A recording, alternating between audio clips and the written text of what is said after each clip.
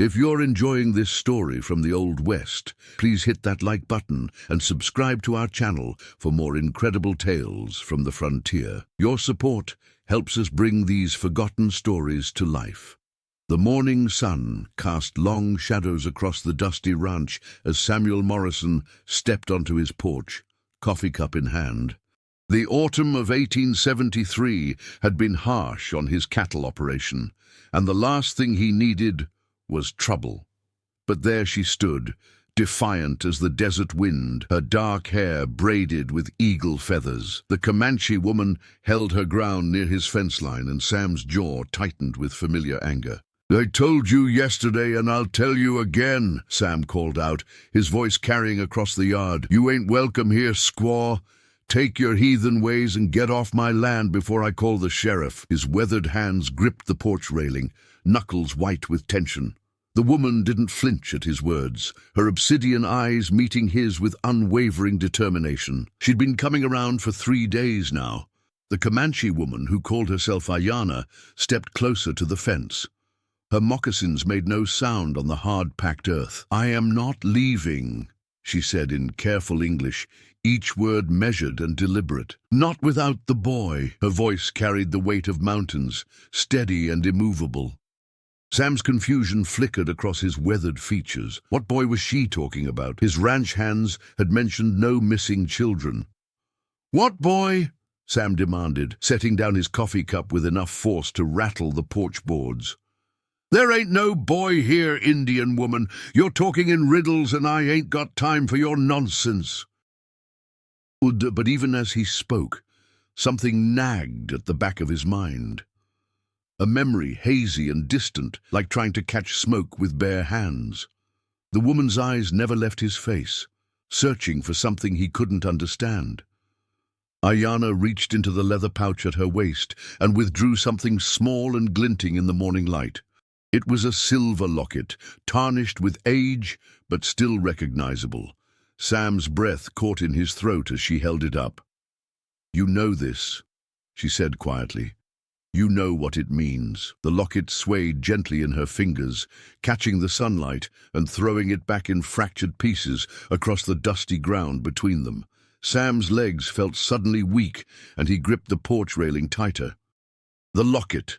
God Almighty, the locket! His wife Mary's locket, the one she'd worn every day until the fever took her 5 years ago, the one he'd buried with their stillborn son. His mind reeled, trying to make sense of what he was seeing. "Where did you get that?" he whispered, his voice barely carrying across the distance between them. "He was wearing it," Ayana replied, taking another step closer.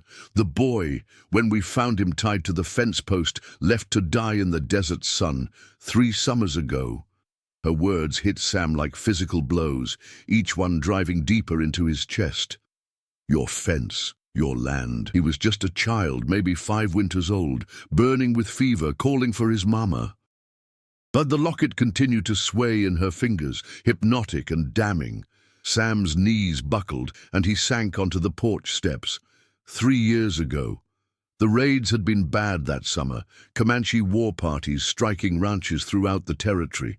He'd lost cattle, and his foreman Jake had sworn he'd seen sign of Indians near the eastern boundary. But a boy, a child left to die. The pieces of memory began to shift and reform in his mind, like a kaleidoscope of guilt and horror. "I don't understand," Sam said, though even as the words left his lips, he feared he was beginning to understand all too well. "There was no boy. We never found no boy." But his voice lacked conviction, and Ayana heard the doubt creeping in. She moved closer still, until only the fence separated them. The locket caught the light again, and Sam saw his wife's initials engraved on its surface. M.E.M., Mary Elizabeth Morrison. Ayana's expression softened slightly, seeing the recognition dawning in the white man's eyes. "Your people came in the night," she said. "Soldiers and ranchers seeking revenge for stolen cattle. They burned our camp, killed our elders. In the chaos, they took children. Your men took children." Her voice remained steady, but Sam could hear the pain beneath the calm surface. "One of your men left this boy to die because he was too much trouble to carry." Sam's world tilted on its axis as the horrible truth began to unfold. The raids 3 years ago hadn't just been about stolen cattle. The local militia, frustrated by Comanche attacks, had struck back with brutal efficiency. He'd been away in Austin on business, but he'd heard the stories when he returned. Stories of a successful raid that had taught the savages a lesson. Stories that had always seemed to lack certain details. My people found him before the buzzards did, Ayana continued. Barely alive, crying for water, for his mother. We nursed him back to health, taught him our ways. He became our son, our little warrior. But he never forgot the locket, never forgot his first life. She paused, studying Sam's pale face. He never forgot the man who looked like the face in the locket's other side. With trembling fingers, Sam remembered the other side of Mary's locket. His own photograph, taken on their wedding day 15 years ago. A younger, hopeful version of himself stared back from memory. The boy, he whispered. He's alive. The question hung in the air between them like morning mist, fragile and desperate. Ayana nodded slowly, and Sam felt something crack open in his chest. He is alive, she confirmed. But he is my son now. He knows no other mother, no other father. When he speaks of the time before, it is like a bad dream to him. Her words were both merciful and cruel, offering hope while simultaneously crushing it. He calls me Ina, mother. He has forgotten his white name, forgotten the burning fence post. He is Comanche now. Sam rose unsteadily to his feet, his mind racing through possibilities and impossibilities. A son, a living son. All these years of mourning, of drinking himself to sleep with grief over the child he'd thought died with Mary. All these years of believing himself cursed, alone, the last of his line. And now this woman stood before him, claiming his boy lived, breathed, walked the earth under an alien sky. I want to see him, Sam said, his voice stronger now despite the tremor in his hands. If he's my boy, I want to see him. But even as he spoke, doubt crept in. What would he find? A child who'd been shaped by 3 years among the Comanche. A boy who might not even remember English, who might look at him with the same suspicion and fear that marked every encounter between their peoples. Ayana shook her head slowly. He does not want to see you. When I told him about the locket, about the man who might be his blood father, he said he had no father but Walking Bear, my husband who adopted him. Her words cut deep, but she continued without mercy. He said the white eyes left him to die. He said they are not his people anymore. The truth of it hit Sam like a physical blow, doubling him over with pain. But I didn't know, Sam gasped. I wasn't there. I would never have, if I'd known there was a child. The words sounded hollow even to his own ears. He was the leader of the local ranchers' association. He'd contributed money to the militia's efforts. He'd cheered their success when they returned with stories of a successful raid against the hostiles. He bore responsibility, whether he'd held a torch personally or not. Ayana watched him struggle with his guilt, her expression unreadable. Many people were not there, she said finally. Many people did not know, but someone gave the orders. Someone decided that Comanche children were worth less than cattle. Someone chose to tie a sick boy to a fence post and leave him for the desert to claim. Her words were surgical in their precision, cutting away every excuse and rationalization. What's his name now? Sam asked quietly. What do you call my son? The word son felt strange on his tongue, weighted with years of loss and newly kindled hope. Ayana studied his face for a long moment before answering, as if measuring his worthiness to know even this small detail about the child he'd lost and she'd saved. Takoda, she said. It means friend to everyone in our language. He earned this name because even as a small child, he showed kindness to all living things. He feeds the wounded birds, shares his food with the dogs. He has a gentle heart, despite what was done to him. The name rolled off her tongue like music, and Sam tried to imagine calling his son by this foreign word. Sam closed his eyes, trying to picture the child. 5 years old when taken, so 8 now. Old enough to have opinions, loyalties, a formed identity. Old enough to reject the father who'd failed to protect him. "Does he look like me?" Sam asked, then immediately felt foolish for the question. What did it matter what the boy looked like? But somehow it mattered desperately. He needed to know if any trace of the Morrison line lived on in those young features. "He has your eyes," Ayana admitted, "green like spring grass, and your stubborn chin." There was almost a smile in her voice, but it faded quickly. "But his heart is Comanche. His spirit belongs to the wind and the buffalo, not to your cattle and your fences. He is happy with us. He is loved." The message was clear. The boy was better off where he was, better off without the father who'd failed him so completely. Sam opened his eyes and looked at the woman who'd raised his son. She was younger than he'd first thought, maybe 30 summers. Pretty in a way that reminded him of wild things, untamed and dangerous and free. Her husband was lucky to have such a fierce protector for his family. "Why did you come here?" he asked. "Why tell me any of this? You could have kept him, and I never would have known." "Because he dreams," Ayana said simply. "Bad dreams about the fence, about being left alone. The medicine man says he needs to face his past to find peace in his future. I came to see if his white father was worth knowing, worth forgiving." Her dark eyes held his steadily. "I came to see if you were a man who deserved a second chance, or just another coward who would abandon him again." The judgment in her words stung, but Sam couldn't deny their fairness. He had abandoned the boy, not through intent, but through ignorance and inaction. He'd allowed others to act in his name, to make decisions he should have questioned. "And what have you decided?" he asked, dreading the answer but needing to hear it. "Am I worth knowing?" Ayana was quiet for a long time, studying his face. When she finally spoke, her voice was carefully neutral. "You grieve," she observed. "You feel shame. These are good signs. But grief and shame are easy emotions for a man sitting safe on his porch. The question is what you will do with these feelings. Will you act, or will you simply feel sorry for yourself until the next tragedy comes along?" Sam felt the challenge in her words like a slap across the face. She was right, of course.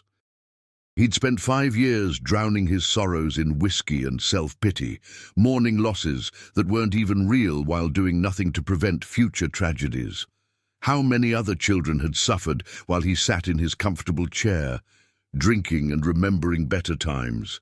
How many other families had been torn apart by the cycle of violence he'd helped perpetuate? "What would you have me do?" Sam asked. "I can't undo what's been done. I can't bring back your dead or return the years my son spent thinking he was abandoned."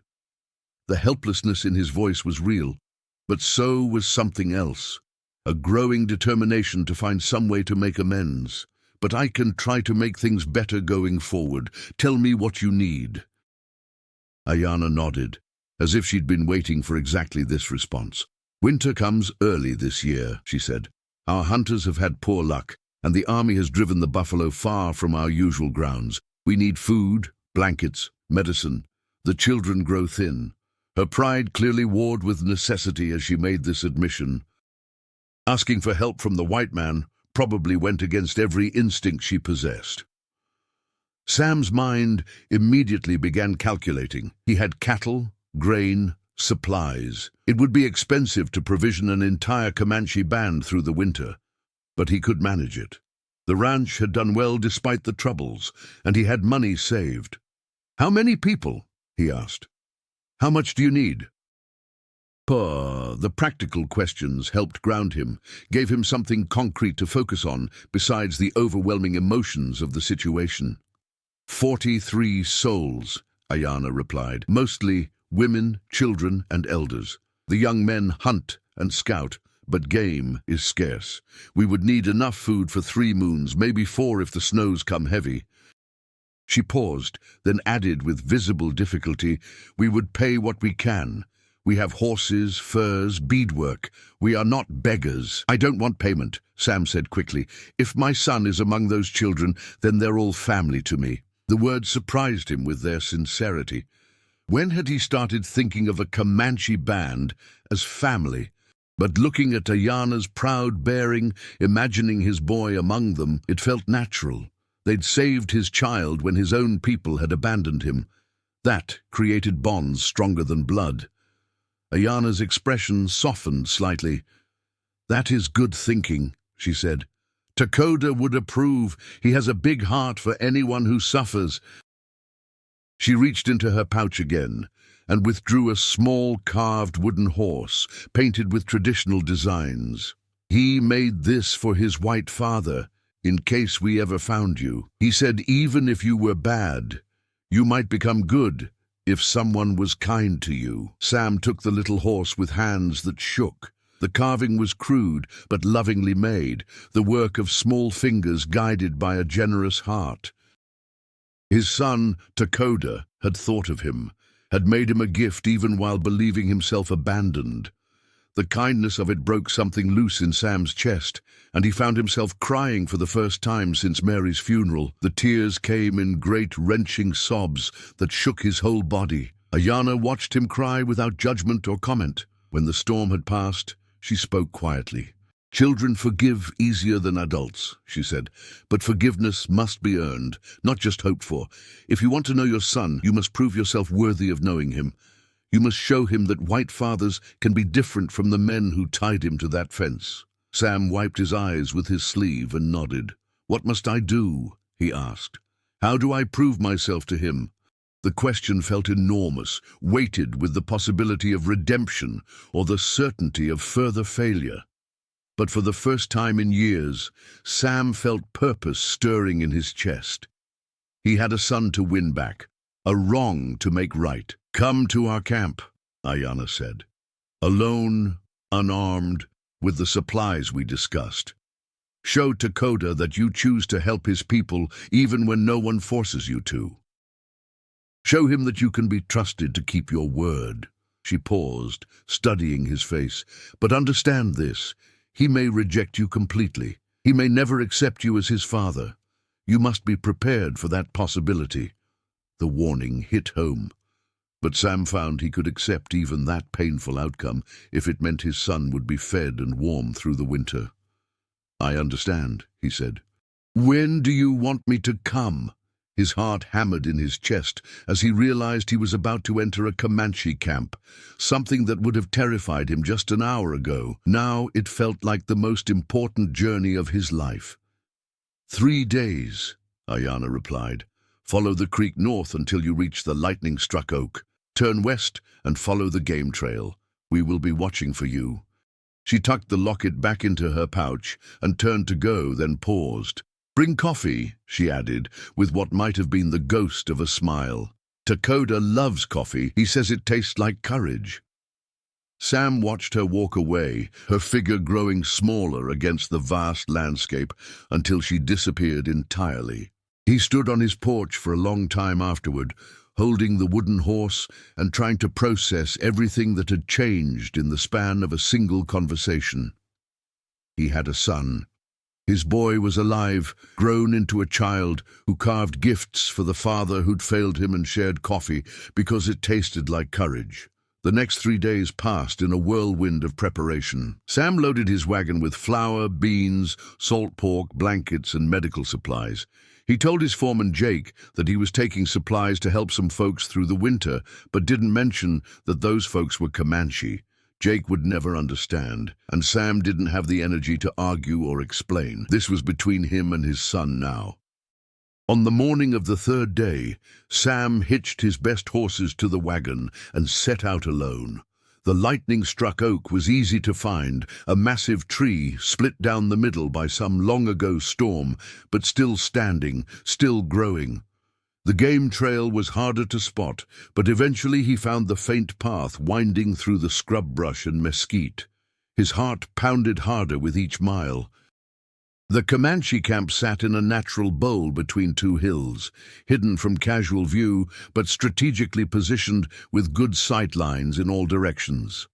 Sam counted roughly a dozen teepees arranged in a rough circle, with horses grazing nearby and cook fires sending thin streams of smoke into the clear air.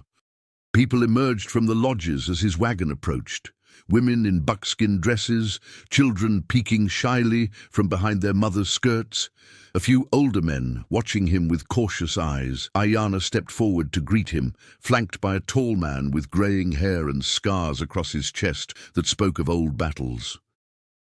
This would be Walking Bear, Sam realized, the man who'd become father to his abandoned son. The man who'd shown Dakota more kindness in 3 years than Sam had managed in the boy's first 5 years of life. Sam climbed down from the wagon, acutely aware of every eye upon him. "You came," Ayana said, and there was approval in her voice. "Walking Bear, this is the man I told you about." Samuel Morrison, the tall warrior, stepped forward and extended his hand in the white man's custom. His grip was firm, his eyes direct and measuring. Sam had the distinct impression he was being evaluated, weighed, judged. He hoped he wouldn't be found wanting. "You bring food for our children," Walking Bear said in careful English. "This is good. Ayana says you may be Dakota's blood father. This we will see." His tone was neutral, but Sam caught the protective undertone. This man would kill him without hesitation if he posed any threat to the boy he'd raised. Sam found himself respecting the fierce loyalty, even as it intimidated him. "Where is he?" Sam asked, looking around the camp. "Where is my son?" His voice caught on the last word, but he didn't try to hide his emotion. These people valued honesty, and pretending not to care would only mark him as false. Several children had gathered to stare at the strange white man and his wagon full of supplies, but none of them had his green eyes. "He hunts with the other boys," Ayana explained, "learning to track rabbits and prairie dogs. He should return before the sun sets." She gestured toward the wagon. "Come, let us distribute these gifts while we wait. The people are curious about the white man who brings presents without being asked." There was something almost teasing in her tone, and Sam realized she was enjoying his nervousness. The next few hours passed in a blur of activity. Sam helped unload the wagon, watching as families received flour and beans and blankets with quiet dignity. No one grabbed or pushed or demanded more than their share. Children who looked thin but not starving accepted small pieces of candy with solemn thanks. Elderly women fingered the new blankets with appreciation, testing the weave and thickness with expert hands. As the sun began to sink toward the western horizon, a group of boys came running into camp, laughing and chattering in Comanche. Sam's heart stopped as he recognized the green eyes immediately. Dakota had grown tall for his 8 years, with dark hair braided in the Comanche style and skin bronzed by constant sun. He moved with the easy confidence of a child who'd never doubted his place in the world. The boy stopped short when he saw Sam, his laughter fading into cautious silence. Ayana spoke to him in rapid Comanche, and Sam caught the word Morrison among the flowing syllables. Dakota's eyes widened, and he looked back and forth between Sam and the woman who'd raised him. When he finally spoke, it was in English, carefully pronounced but tinged with a slight accent. "You are the fence man," Dakota said. It wasn't a question. His young voice held neither accusation nor welcome, just a statement of fact that hit Sam harder than any curse could have. "Ina told me you might come." The boy's hand went unconsciously to his throat, where Sam could see the silver chain of Mary's locket beneath his buckskin shirt. His son wore his mother's locket still after all these years. "Yes," Sam said simply. "I am your blood father. I came because I wanted to meet you, to see that you were well." He fought the urge to step closer, to reach out and touch this miracle child who stood before him alive and strong. "I brought supplies for winter. Coffee too, because your mother said you like coffee." The word mother felt strange applied to Ayana, but Dakota smiled at the mention of coffee. "I do like coffee," the boy admitted. Walking Bear says it is a warrior's drink. He studied Sam with curious green eyes that were so much like his own. You look like the picture in the locket, but older, sadder. The observation was delivered with the brutal honesty of childhood, but there was no malice in it, just the clinical assessment of a child trying to make sense of a complicated situation. Sam knelt down to bring himself closer to the boy's eye level. "I am sadder," he agreed. "I've been sad for a long time because I thought you were dead. I thought I'd lost you forever." He paused, choosing his words carefully. "I know you have a good father now, a good mother. I'm not trying to take you away from them. I just wanted you to know that I never stopped loving you, even when I didn't know where you were." Dakota considered this for a long moment. His head tilted slightly to one side in a gesture that reminded Sam powerfully of Mary. "Walking Bear says love is not just words," the boy said finally. "He says love is what you do, not what you say. What did you do when you loved me?" The question was fair, but devastating. What had Sam done? He'd mourned, he'd drunk, he'd felt sorry for himself. But what had he actually done? "I failed you," Sam admitted. "I should have protected you better. I should have known what my men were doing. I should have stopped them." The words tasted like ashes, but they were true. "I can't change what happened then, but I can try to do better now. That's why I brought food for your people. That's why I came here alone, even though I was scared." "You were scared?" Dakota asked, and for the first time there was genuine curiosity in his voice rather than wariness. "Of us?" The idea seemed to surprise him. In his child's mind, the white men were the powerful ones, the ones with guns and horses and numbers. That one of them might fear a band of women and children probably hadn't occurred to him. "Very scared," Sam confirmed. "I thought you might hate me. I thought your family might not want me here. I thought I might say the wrong thing and make everything worse." He managed a small smile. "I'm still scared, but I'm glad I came anyway. You've grown into a fine boy, Dakota. Your parents should be proud." The compliment was sincere, and both Ayana and Walking Bear smiled at hearing it.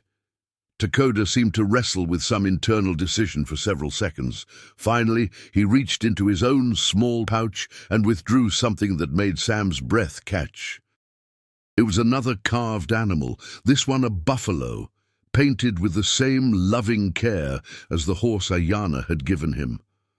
"I made this yesterday," the boy said, "when Ina told me you were coming. I thought maybe you would like it." Sam accepted the carved buffalo with hands that trembled slightly. Two gifts now, from the son he'd lost and found again. Two small works of art, created by young hands that should have hated him, but somehow still found room for generosity. "It's beautiful," he said, and meant it. "I'll treasure it always." Both of them. He reached into his own pocket and withdrew something he'd brought on impulse. Mary's wedding ring, which he'd carried with him every day since her death. "This was your first mother's ring," Sam said, holding it out to the boy. "Her name was Mary, and she loved you very much before you were born. She would have loved the man you've become too." Dakota took the ring carefully, turning it over in his small fingers. The gold caught the firelight and threw dancing reflections across his young face. "She's buried in the white man's ground?" Dakota asked. Sam nodded. "Can I visit her someday? I would like to tell her about my Comanche family, about the things I've learned." The innocent request brought fresh tears to Sam's eyes. His son wanted to honor both his mothers, to bridge the two worlds that had shaped him. It was more generosity than Sam deserved. "Of course," Sam managed. "Any time you want. She'd like that very much." He paused, then asked the question that had been burning in his chest all day. Would you like to visit me sometimes? At the ranch? You could bring your parents, stay as long as you wanted. I have horses you could ride, books you could read. I could teach you about the white world if you wanted to learn." Dakota looked to Ayana and Walking Bear, seeking permission or guidance. The two adults spoke quietly in Comanche for several minutes, while Sam waited, hardly daring to breathe. Finally, Walking Bear nodded, and Ayana smiled. "We will visit," she said, "when the winter passes and travel is easy again." Dakota should know both sides of his heritage, but understand he chooses his own path. We will not force him to be white or Indian. He decides for himself. "That's all I ask," Sam said, and meant it. The choice should be his. He looked at his son, his living, breathing, miraculous son, and felt something shift in his chest. The crushing weight of grief and guilt was still there, but now it was balanced by hope. He had a chance to make things right, a chance to be the father this boy deserved. It might take years, it might never be perfect, but it was a chance. As the evening deepened and the cook fires were lit, Sam found himself invited to stay for the meal. He sat cross-legged on a buffalo hide next to Dakota, listening to the boy chatter about his hunting lessons and his friends and the horse he was learning to train. The conversation was awkward at times, full of pauses and careful translations, but it was real. It was a beginning. When it came time to leave, Dakota surprised him by running forward and hugging him briefly around the waist. "Thank you for the supplies," the boy said formally, "and thank you for coming to see me. I was curious about you for a long time." The embrace lasted only seconds, but Sam felt it burn into his memory like a brand. His son had chosen to show him affection, had chosen to bridge the gap between them. The ride home took place under a canopy of stars, and Sam found himself talking to Mary as he often did during lonely nights. "He's alive," he told her memory. "Our boy is alive and well and strong. He has good parents who love him, and maybe he'll have room in his heart for one more father who's trying to learn how to be better." The stars offered no reply, but somehow Sam felt at peace in a way he hadn't for years.